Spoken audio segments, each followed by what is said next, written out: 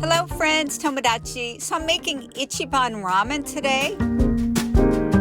You just take 2 cups of water,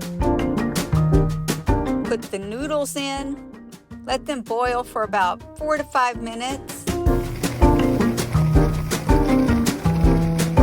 I bought this ramen at my local grocery store. It's sold at a lot of stores across the U.S.